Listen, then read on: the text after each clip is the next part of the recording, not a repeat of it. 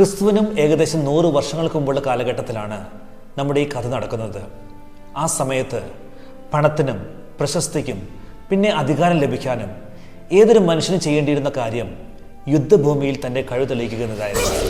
അങ്ങനെ തൻ്റെ കഴിവ് തെളിയിക്കുന്നതിനിടയിൽ ഒന്നുകിൽ അയാൾ മരണപ്പെട്ടേക്കാം, അതല്ലെങ്കിൽ പേരും പെരുമയുമായി ശിഷ്ടകാലം ജീവിക്കാൻ. അങ്ങനെ പേരിനും പ്രശസ്തിക്കുമായി ഗ്രീസിലെ ലെസ്ബോസ് എന്ന സ്ഥലത്ത് 81 BC നടക്കുന്ന ഒരു യുദ്ധത്തിൽ പങ്കെടുക്കുവാനായി പടച്ചട്ടയും വാളുമേന്തി ഒരുപാട് പേർ എത്തിച്ചേർന്നിരുന്നു. ആ യുദ്ധത്തിൽ റിക്രൂട്ട് ചെയ്യപ്പെട്ടവരിൽ ഒരു 19കാരനും ഉണ്ടായിരുന്നു. ആ പയ്യന്റെ പേരായിരുന്നു ജൂലിയസ് സീസർ.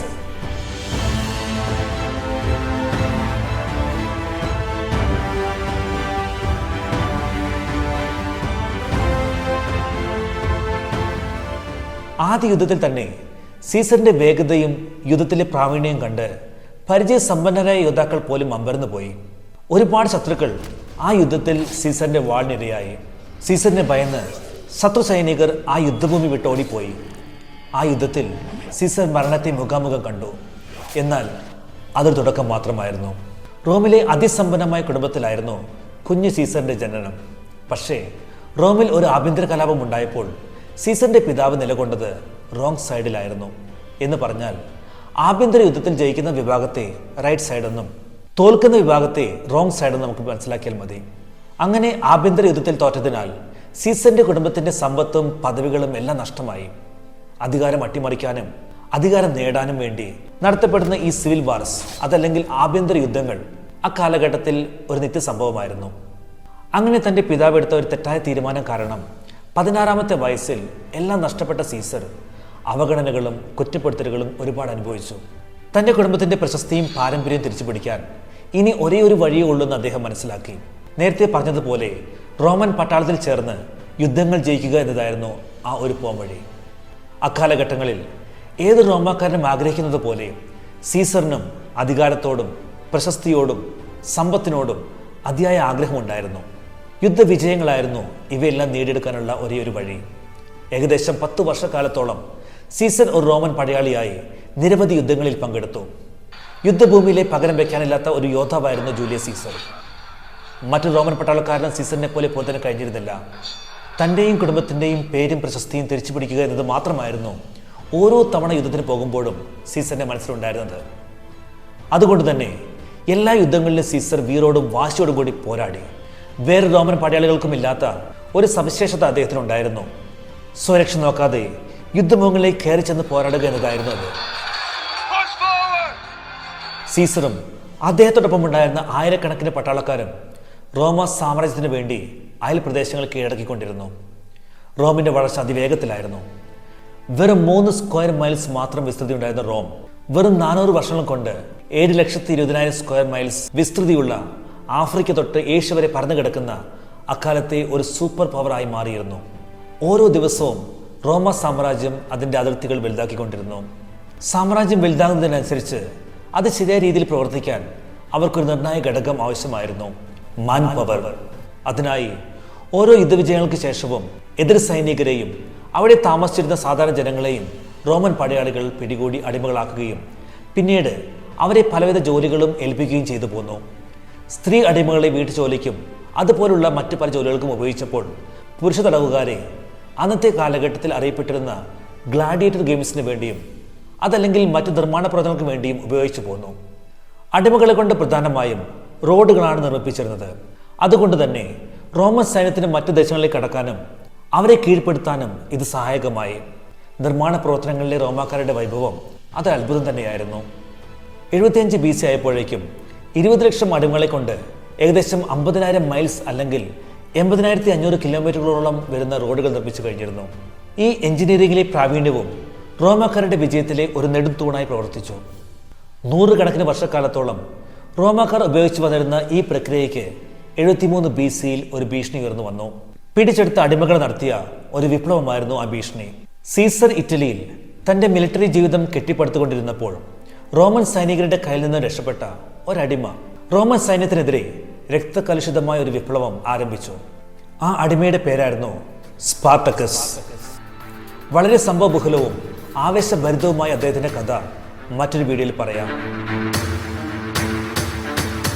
അടിമയായി പിടിക്കപ്പെട്ടതിന് ശേഷം സ്പാർട്ടക്കസിന് ഒരു ഗ്ലാഡിയേറ്ററായി മാറേണ്ടി വന്നു.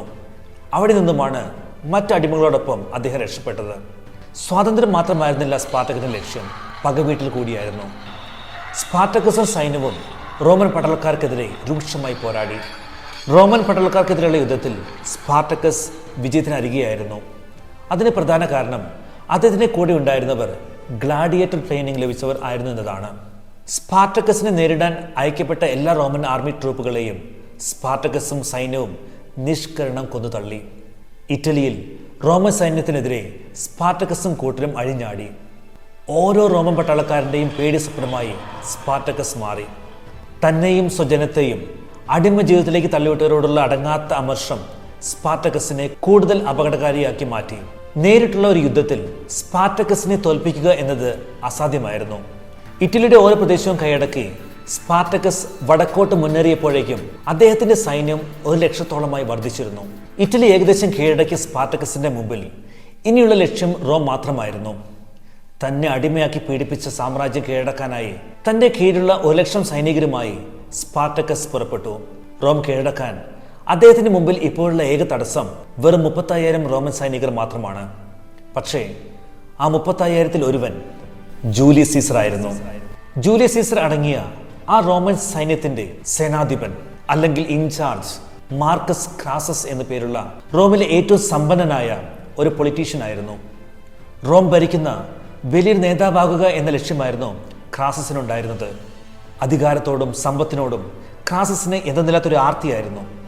പിന്നെ നേരത്തെ പറഞ്ഞതുപോലെ അധികാരവും പേരും പെരുമയും നിലനിർത്തണമെങ്കിൽ അക്കാലഘട്ടങ്ങളിൽ വെറും പണം മാത്രം പോരായിരുന്നു. ഇടയ്ക്കിടെയുള്ള യുദ്ധവിജയങ്ങളും അനിവാര്യമായിരുന്നു. തൻ്റെ കയ്യിൽ പണം മാത്രമല്ല, റോം ഭരിക്കാനുള്ള സൈന്യവും ബുദ്ധിയും യുദ്ധതന്ത്രങ്ങളും ഉണ്ടെന്നുകൂടി റോമിലെ ജനങ്ങളെ അറിയിക്കുക എന്നതായിരുന്നു ക്രാസസിന്റെ ഉദ്ദേശം. നല്ല അസലായി യുദ്ധം ചെയ്യുന്നതിനാൽ ക്രാസസിന് ജൂലിയസ് സീസറിനോട് ഒരു പ്രത്യേക താല്പര്യമുണ്ടായിരുന്നു. ക്രാസസിന്റെ സൈന്യം റോമിൽ നിന്നും 200 മൈൽ മാറി തെക്കൻ ഇറ്റലിയിലായിരുന്നു നിലയുറപ്പിച്ചിരുന്നത്. ഈ സമയത്താണ് 1,00,000 വരുന്ന പടയുമായി സ്പാർട്ടക്കസ് കണ്ണിൽ കണ്ടതെല്ലാം തച്ചുടച്ച് റോം ലക്ഷ്യമാക്കി വന്നുകൊണ്ടിരുന്നത്. റോം കീഴടക്കാനായി അവർക്കെതിരെ നിൽക്കുന്ന ഏക തടസ്സം ക്രാസസിന്റെ ഈ സൈന്യം മാത്രമായിരുന്നു. ക്രാസസിന്റെ ക്യാമ്പിലാകട്ടെ എല്ലാവരും ആശയക്കുഴപ്പത്തിലായിരുന്നു. സ്പാർട്ടക്കസിനെ എല്ലാവരും പേടിച്ചിരുന്നു. ആ രീതിയിലായിരുന്നു തനിക്കെതിരെ വന്ന റോമൻ പടയാളികളെ സ്പാർട്ടക്കസും കൂട്ടിനും തുരത്തി ഓടിച്ചിരുന്നത്. അവർക്കെതിരെ ഇപ്പോൾ പോരാടിയാൽ സ്പാർട്ടക്കസ് നമ്മെ നിഷ്പ്രയാസം തോൽപ്പിക്കുമെന്നും നിഷ്കരണം കൊന്നുകളയുമെന്നും ക്രാസസിന്റെ ഉപദേശകർ അദ്ദേഹത്തോട് പറഞ്ഞു. ഇനി ഇവിടെ നിൽക്കുന്നത് പന്തിയല്ലെന്നും റോമിലോട്ട് തിരികെ പോയി വലിയ സൈന്യമായി തിരിച്ചു വരാമെന്നും ക്രാസസും തീരുമാനിച്ചു. ഈ സമയത്താണ് ജൂലിയസ് സീസർ മറ്റൊരു യുദ്ധതന്ത്രവുമായി ക്രാസസിനെ സമീപിക്കുന്നത്. ഈ സമയത്ത് പിന്മാറുന്നത് ബുദ്ധിയല്ലെന്നും അങ്ങനെ ചെയ്താൽ സ്പാർട്ടക്കസ് കീഴടക്കി വരുന്ന സ്ഥലത്തെ ആളുകളെ എല്ലാം കൂട്ടി ഇപ്പോഴുള്ളതിനേക്കാളും വലിയ സൈന്യവുമായി റോമിനെ ആക്രമിക്കുമെന്നും സീസർ കണക്കുകൂട്ടി. ഇപ്പോൾ പിന്മാറിയാൽ നമ്മളെല്ലാം സ്പാർട്ടക്കസ് പിന്തുടർന്ന് വധിക്കുമെന്നും സീസർ ക്രാസസിനോട് പറഞ്ഞു. പക്ഷേ പിന്മാറുകയല്ലാതെ വേറെ രക്ഷയില്ലെന്നും നേരിട്ടവരെ തോൽപ്പിക്കാനാകില്ലെന്നും ക്രാസസ് സീസറിനോട് പറഞ്ഞപ്പോൾ സീസർ അദ്ദേഹത്തിന്റെ യുദ്ധതന്ത്രം ക്രാസസിനോടായി വെളിപ്പെടുത്തി.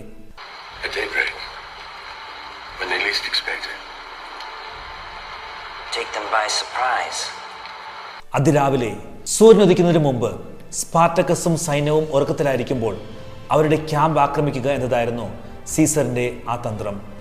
നമുക്കതിനെ ചതിയെന്നോ ഭീരുത്വമെന്നോ ഒക്കെ എന്ന് വിളിക്കാം. പക്ഷേ തങ്ങളുടെ സാമ്രാജ്യത്തെ രക്ഷിക്കാൻ അന്ന് അവരുടെ മുന്നിൽ ഈ ഒരു വഴി മാത്രമേ ഉണ്ടായിരുന്നുള്ളൂ. വിജയത്തിനായി ഏത് വഴിയും സ്വീകരിക്കുന്ന, തൻ്റെ ദേശത്തെയും ജനത്തെയും രക്ഷിക്കാൻ ഏതറ്റം വരെയും പോകാൻ തയ്യാറായ ജൂലിയസ് സീസറിന്റെ ആദ്യത്തെ റൂത്ത്ലെസ് ആയ തീരുമാനമായിരുന്നു അത്. ക്രാസസ് അത് അംഗീകരിക്കുകയും ചെയ്തു. അന്നാണ് ക്രാസസ് ജൂലിയസ് സീസറിന്റെ ബുദ്ധി തിരിച്ചറിയുന്നത്. സീസറിന്റെ പ്ലാനിംഗ് അത്ര കൃത്യമായിരുന്നു. അദ്ദേഹത്തിന്റെ നീക്കങ്ങൾ അതിവേഗത്തിലുള്ളതായിരുന്നുവെങ്കിലും അതൊരിക്കലും എടുത്തുചാട്ടങ്ങളായിരുന്നില്ല. സീസറിന് യുദ്ധവിജയങ്ങൾ ഒരിക്കലും അധികാരത്തിലോട്ടുള്ള ഒരു വഴി മാത്രമായിരുന്നില്ല. തനിക്കുള്ളവയെല്ലാം സംരക്ഷിച്ചു പിടിക്കുന്നതിനായുള്ള ഒരു മാർഗം കൂടിയായിരുന്നു. ഏത് യുദ്ധഭൂമിയിലാണെങ്കിലും സീസർ എപ്പോഴും തൻ്റെ കുടുംബത്തിന് വളരെയധികം പരിഗണന കൊടുത്തിരുന്നു. സീസർ തൻ്റെ പ്രിയതമയായ കോർണീലിയയെ വിവാഹം കഴിച്ചിട്ട് ആ സമയത്ത് ഏകദേശം 15 വർഷങ്ങൾ കഴിഞ്ഞിരുന്നു. അവർക്കുണ്ടായ ഏക മകളുടെ പേര് ജൂലിയ എന്നായിരുന്നു. സീസർ തൻ്റെ കുടുംബത്തെ ആത്മാർത്ഥമായും കലർപ്പില്ലാതെയും സ്നേഹിച്ചു. സ്പാർട്ടക്കസുമായുള്ള യുദ്ധത്തിന് ശേഷം എത്രയും പെട്ടെന്ന് തൻ്റെ പ്രിയതമയുടെയും മകളുടെയും അടുത്തെത്താൻ സീസർ വളരെയധികം ആഗ്രഹിച്ചു. അതുകൊണ്ട് കൂടിയാണ് സീസർ ഏത് വിധേനയും എത്രയും പെട്ടെന്ന് സ്പാർട്ടക്കസിനെ തോൽപ്പിക്കാൻ ആഗ്രഹിച്ചത്. സ്പാർട്ടക്കസിനെതിരെയുള്ള യുദ്ധത്തിന് മുമ്പ് സീസർ തന്റെ സൈന്യത്തോട് പറഞ്ഞ വാക്കുകളിൽ അദ്ദേഹത്തിന്റെ കുടുംബസ്നേഹം വ്യക്തമായിരുന്നു. Spartacus and his men fight without fear because they have nothing to lose. We do. And that's what makes us dangerous. When I fight side by side with you tonight, I fight for my wife. And I fight for my daughter. We fight for our wives, our daughters. അദ്ദേഹത്തിന്റെ വാക്കുകൾ ഓരോ പടയാളികളുടെയും ഹൃദയത്തിൽ തന്റെ കുടുംബത്തോടുള്ള സ്നേഹം തൊട്ടുണർത്തി. സീസറിന്റെ നേതൃത്വത്തിൽ പിന്നീട് കാര്യങ്ങൾ പെട്ടെന്ന് നീങ്ങി. ക്രാസസിന്റെ സൈന്യം രണ്ടായി തിരിഞ്ഞ് അതിരാവിലെ സ്പാർട്ടക്കസിന്റെ ക്യാമ്പ് വളയാൻ തീരുമാനിച്ചു. രണ്ട് വശങ്ങളിലുമായുള്ള ആ ആക്രമണം സ്പാർട്ടക്കസ് സ്വപ്നത്തിൽ പോലും പ്രതീക്ഷിച്ചിരുന്നില്ല. രക്തകലുഷിതമായ യുദ്ധം തന്നെ അവിടെ അരങ്ങേറി. 3 വർഷത്തിലേറെ കാലമായി റോമാക്കാർക്കെതിരെ നീണ്ടുനിന്ന ആ വിപ്ലവം സ്പാർട്ടക്കസിന്റെ മരണത്തോടെ അവസാനിച്ചു.